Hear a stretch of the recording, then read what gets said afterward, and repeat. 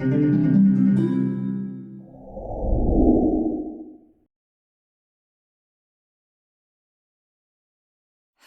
and welcome. I have a wonderful new product that just hit the Cat Scrappiness shop. This is called Ball of Yarn and it's a 6x6 stencil.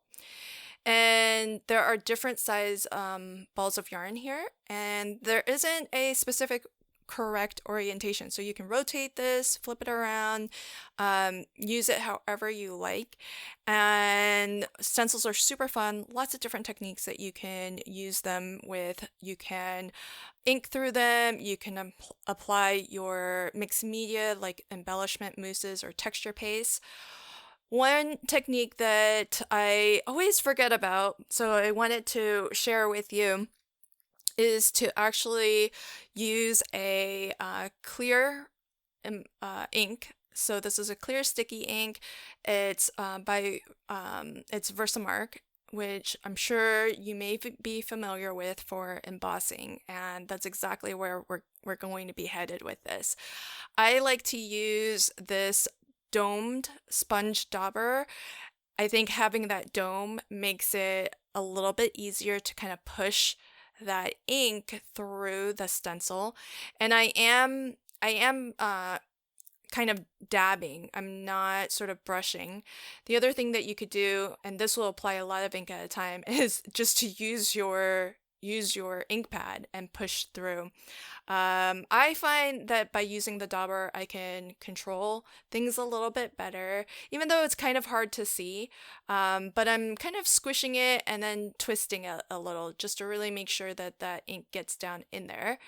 And it's all up to you how much ink you want to apply, whether you're looking for something that looks a little bit more distressed or you're looking for something that's a little bit more even. And you can see where I use the ink pad directly.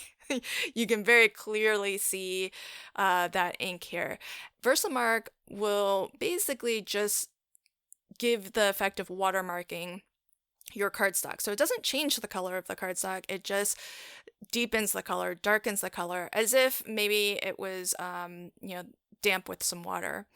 I like using this embellishment funnel tool to knock off all of my excess embossing powder. And here I'm using a clear embossing powder. The nice thing about the embellishment tool, which is also available in the Cat Scrappiness site, is that on this end here, this is capped, but it's a nice small funnel. So if you have smaller embossing powder jars, it can be really easy to get your embossing powder back into those little jars. It can be a little bit tougher for the large generous amount of powder that I used on this card. And so I'll set that aside to kind of take care of later.